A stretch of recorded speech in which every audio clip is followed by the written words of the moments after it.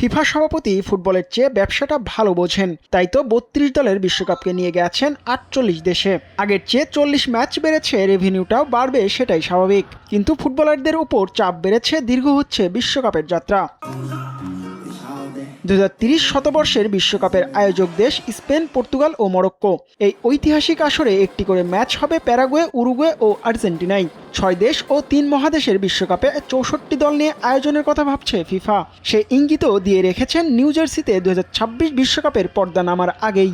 তাতেই চটেছেন লা লিগার সভাপতি হাবিয়ের তেবাস। ইতালির বিখ্যাত ক্রীড়াদৈনিক লা গাজ্জেত্তা দেল্লো স্পোর্তোকে দেওয়া এক সাক্ষাৎকারে তিনি জানান, ফুটবলকে ধ্বংসের পায়তারা চলছে ফিফায়।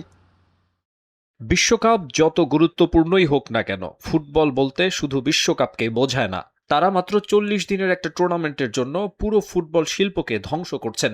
অথচ এই ফুটবল লাখ লাখ মানুষের কর্মসংস্থান তৈরি করে এবং এখানে সব মিলিয়ে গুটি কয়েক ফুটবলার অংশ নেয়ার সুযোগ পায়। ২০১৬ সাল থেকে ফিফা সভাপতির পদ আঁকড়ে আছেন জিয়ান্নি ইনফান্তিনো। টানা ৩ মেয়াদে এই চেয়ারে রয়েছেন তিনি। আরও ১ মেয়াদে থাকতে চলেছেন বলে গুঞ্জন শোনা যাচ্ছে। বিশ্বকাপ চলাকালীন ইউরোপের গণমাধ্যমগুলো বলছে, ফিফার ২১১টি সদস্যের মধ্যে ২০০টি ভোট নিশ্চিত করে ফেলেছেন ইনফান্তিনো। তবে স্প্যানিশ লিগ সভাপতি বলছেন ভিন্ন কথা। ফিফা প্রেসিডেন্টের নাকি সময় ফুরিয়ে এসেছে।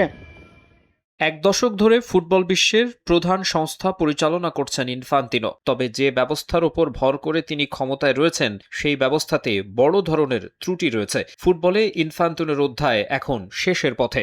তেবাসের মতে, ঘরোয়া ফুটবলকে আরও সুরক্ষা দিতে জাতীয় দলের ম্যাচ কমিয়ে আনা উচিত। জিহাদ আল হাসান, সময় সংবাদ।